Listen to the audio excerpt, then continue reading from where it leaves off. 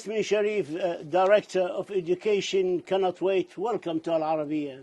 Thank you very much. Shukran kathir. I would like to start by talking about Afghanistan.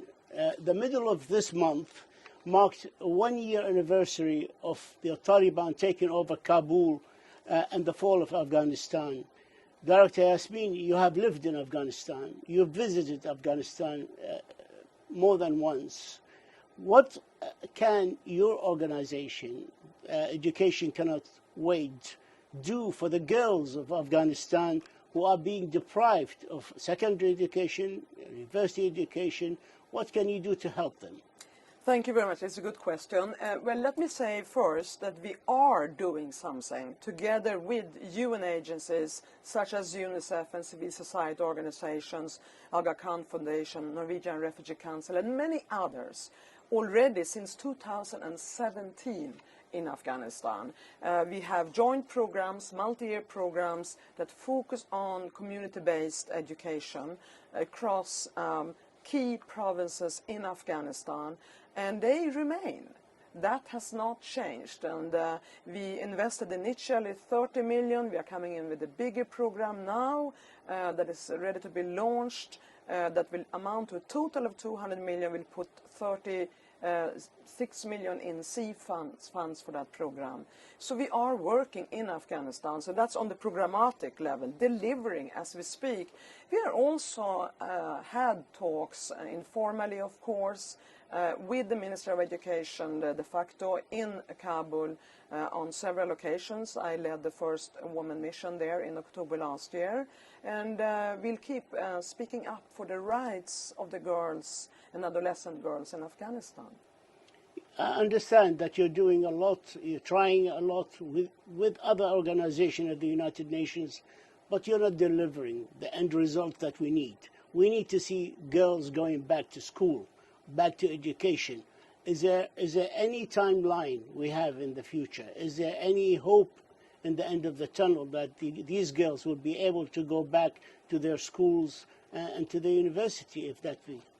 Yeah, I mean, first of all, primary girls are back to school. The challenge here is the secondary girls' education. Absolutely. And their education cannot wait. That's what we are all about. I understand. And we must not give up hope, but we need the world to help us. These are also political muscles required, and also, I think, a proper interpretation of Islam. And I think that the Organization of Islamic Cooperation can play an instrumental role, as Afghanistan is the only Muslim country in the world where secondary girls cannot go to school. It's simply not consistent with the interpretation of Islam from the rest of the Muslim world. So you're asking for the help of the Organization of Islamic Cooperation to convince the Taliban government to allow the girls to go to have their higher education and secondary education? Well, I think the Organization for Islamic Cooperation is there to preserve Islamic values and contribute to international peace and security, and with that comes also basic human rights. And we have 1.8 billion Muslims in the world today, and 30% of 450 million, that's 450 million women, are actually on paid work. So if the rest of the Islamic world or Muslim world can persuade and take the lead in that, that would be consistent with their principles and their objectives. But of course, sitting here in the United Nations, we all have a responsibility for the nearly 1 million Afghan secondary girls to go back to school. Absolutely, it's a universal responsibility. When you go to Afghanistan and you met with the Taliban government more than one occasion, what do they say to you?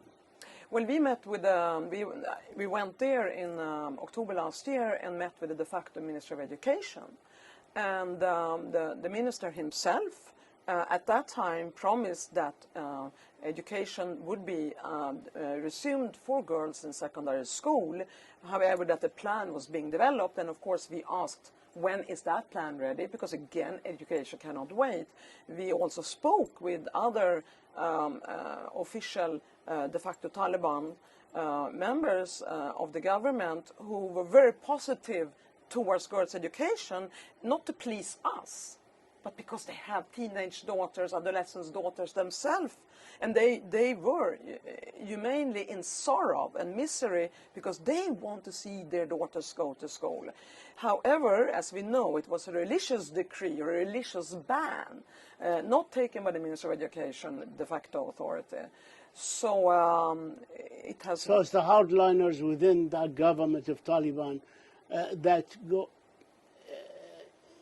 put these rules, and not many educated Afghani from within the Taliban who would like to see their daughters go to school. Well, they are all from within the Taliban, including the religious, of course. the religious, the religious section leaders, of the religious leaders. Yeah. But yes, these were religious decisions. Okay. And I would say, I know that the Organization of Islamic Cooperation will agree, it's not consistent with Islam. Afghanistan is a signatory of the Rome Statute and a member of the ICC, state member of the ICC. Do you think there is a thought here that the prosecutor of the ICC, since Afghanistan is a member of the ICC and a signatory of the Rome Statute, can ask the Afghani or can start an investigation into malpractices of and violations of the International Declaration of Human Rights? Do you see where I'm going? Yeah, I see what you're going. I mean, the ICC, I'm a human rights lawyer, Okay. I'm a lawyer, so I will speak from a legal perspective rather than a political perspective. So international law, you should first exhaust the domestic legal system. And if you don't find a remedy that is just and fair... Complementarity. Exactly. Then it would move to the ICC. So that's the number one principle. The second principle for any judiciary, for any judiciary in a democratic state, is that it needs to be totally independent. It cannot be influenced by political action. And with that comes also consistency. So I normally don't discuss the ICC unless... But can he start an investigation into this? I'm not going to respond to that one, because from a legal perspective, if we apply consistency and equality across the board, independence of the judiciary, I think the ICC should go everywhere where domestic jurisdiction has failed to achieve its goal, yes. The original international community posture when the Taliban came to power a year ago was that we won't deal with you and with these authorities until human rights are respected and implemented, and especially women's rights. Yet a year has passed and the voices of indignation has lowered down, and we don't see any movement in the international community to incentivize the Taliban to allow girls to go back to school, the secondary school education. Why? Thank you very much. I mean, I think there are efforts being made, but I'm not saying that they are sufficient. Far from.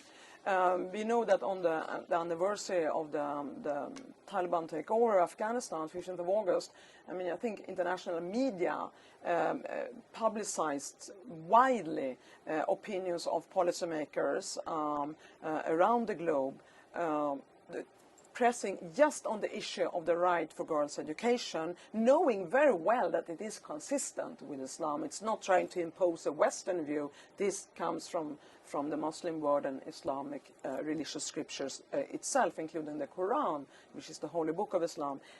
However, there are, of course, also political side rooms discussions, and we would appeal, certainly, that from the education sector, more political muscle and persuasion and awareness raising and needs to be put at the forefront, because we are speaking about half the population of Afghanistan.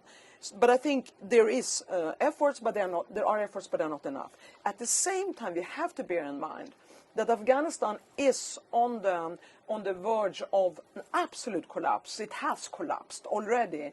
We have 40 million that live in absolute extreme poverty, 40 years of conflict, climate-induced disasters, forced displacement. So the humanitarian assistance must increase at the same time, and it should be independent. Humanitarian assistance, and then with the same voice and strength, we have to advocate and speak up for the girls' right to secondary education. The Secretary General will host a Transforming Education Summit in September during the debates of the UNGA 77 in September. So what are you hoping from the summit that's being held here on education next month? Well, first of all, it's a milestone, I think, in the history of the United Nations, and education cannot wait, together with all our partners in the UN, UNESCO, UNICEF, World Food Programme, UNHCR, and all civil society organizations and member states. We stand fully behind the United Nations Secretary General and his Transformative Education Summit.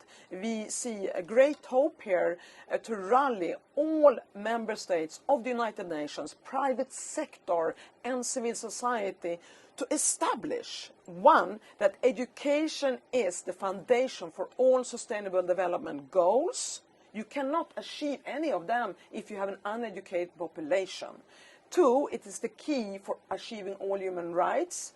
And three, it needs to be consistent with the 21st century to be able to be employable, and last but not least, which is very strongly advocated for in the Secretary General's reform and in his common agenda, leave no one behind. And here education cannot wait. We focus on the 222 million children and youth in conflict and crisis. Yasmine Sherif, Director of Education Cannot Wait, thank you so much, and we thank you for your insight. Thank you. Thank you very much.